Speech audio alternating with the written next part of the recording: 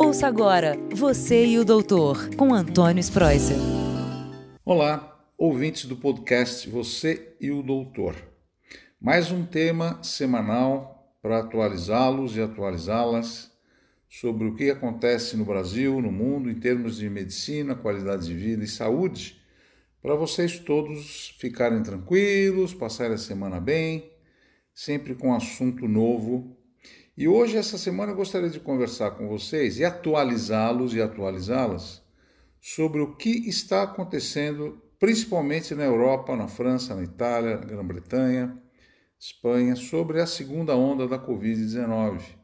Por que eu falo isso? Porque sempre esses países estão à frente do Brasil em termos de o que vai acontecer, né?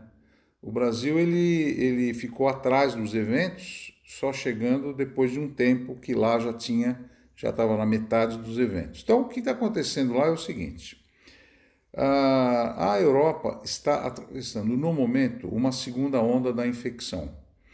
O que houve lá? O verão europeu, mês de junho, julho, agosto, final de setembro, ele teve uma flexibilização enorme. As praias na Espanha, as praias na Itália, todas lotadas, a França com os bares, cafés, festas, né? Eu acho que está todo mundo muito cansado dessa pandemia e a gente quer sair fora, né? A gente quer realmente se socializar, abraçar as pessoas, dançar, ouvir música, ir para a praia, né? Então, o que aconteceu com isso daí? O que aconteceu é que no momento que o inverno, o outono e o inverno vai chegar, está tendo uma segunda onda. As pessoas estão ficando mais doentes, os testes estão revelando mais Covid-19, com uma particularidade.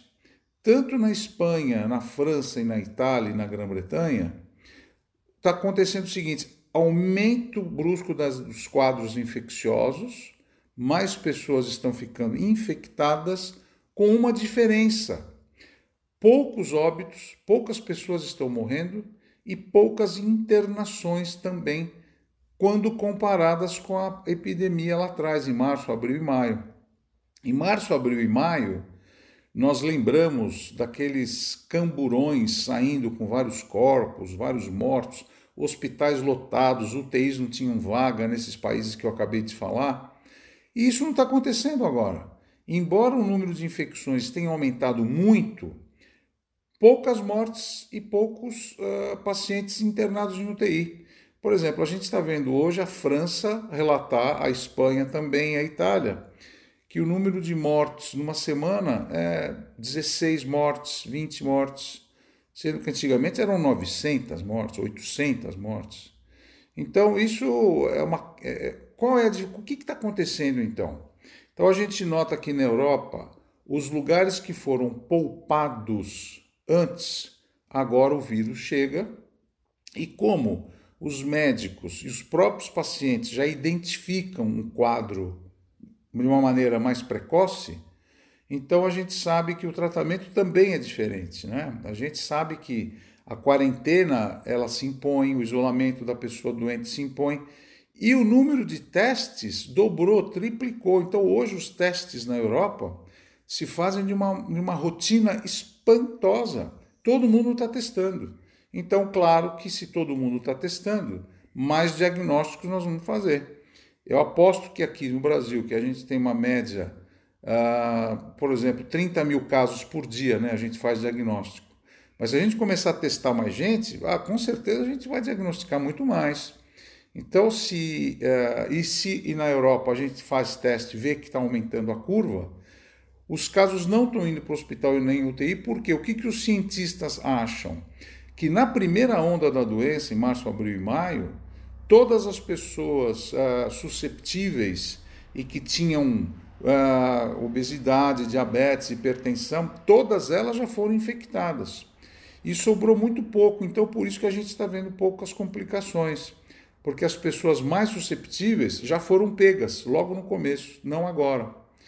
O único país exceção na Europa que está atravessando um caso maior de internações e mortes é Portugal. E se você perguntar por quê, A resposta é assim: Portugal foi muito poupado no começo da pandemia, com pouquíssimos casos, poucos óbitos, poucas internações. Portugal fechou as portas muito cedo também. E agora o que a gente está vendo? O Portugal é o país da Europa que tem mais casos, mais internações e mais óbitos. É o que eu falei. Mesmo na França, na Itália e na Grã-Bretanha e na Espanha, esses países agora têm casos também, mas com menos óbitos, porque eles foram os que mais foram afetados no início. E se a gente pensar no Brasil, o Brasil ainda atravessa a primeira onda, essa onda já está diminuindo, o número de óbitos tem caído, o número de casos positivos da doença também, mas nós não podemos esquecer que tem que testar. Os testes, todos eles formam uma barreira muito grande para a gente não ter uma segunda onda. Então, se o Brasil quiser escapar dessa segunda onda, qual é a dica que a gente sempre dá, né? E a gente sempre fala, principalmente no quadro Você e o Doutor. Aliás, não perca o programa Você e o Doutor, toda quarta-feira ao vivo eu estou na Record, no programa Hoje em Dia. Geralmente eu entro no ar 10h30, para a gente responder mais perguntas. Mas, voltando, o segredo é você evitar festa.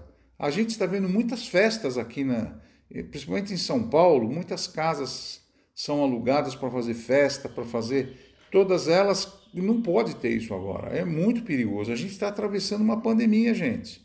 A vacina está chegando, vai chegar, mas no momento a gente tem que tomar muito cuidado.